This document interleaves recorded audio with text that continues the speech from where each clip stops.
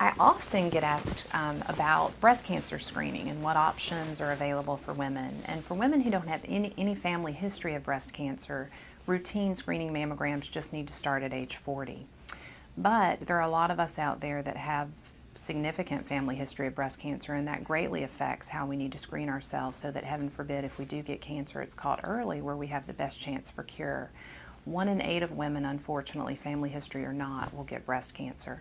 But if you have a significant family history, many women in your family with breast or ovarian cancer, or women being diagnosed with breast cancer younger than age 50, that might increase your risk even further.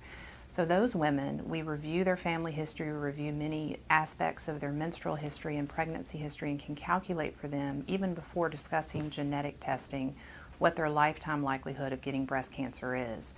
And if that likelihood is greater than 20%, usually insurance will cover yearly breast MRIs in addition to yearly breast mammograms.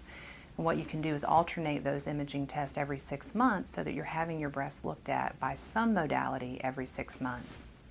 Those women also need to start mammograms yearly 10 years younger than the age of diagnosis of their youngest relative diagnosed of breast cancer. So screening for them, for instance, if they had an aunt that had breast cancer at age 40, instead of starting mammograms for them at age 40, they would start at age 30 to watch closely.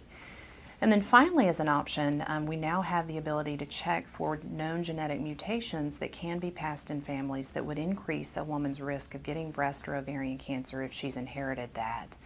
That mutation is well known because several celebrities have made it well known lately, and it's called the BRCA mutation. And if a woman has inherited that, her risk of breast or ovarian cancer is up as high as 40 or 50 or 60%, depending on what study you read. Those women can elect to have more intensive screening. Also, they can elect to have preventative surgery, to have breast and ovaries preventatively removed to decrease their risk of ever getting cancer in the first place. And it's very exciting what genetic testing can do. It's also very scary because it does quantify risk a lot for those women. And it's also a very personal decision. I have some ladies who have a significant family history of breast cancer and they just are not interested in that testing quite yet, and that's okay.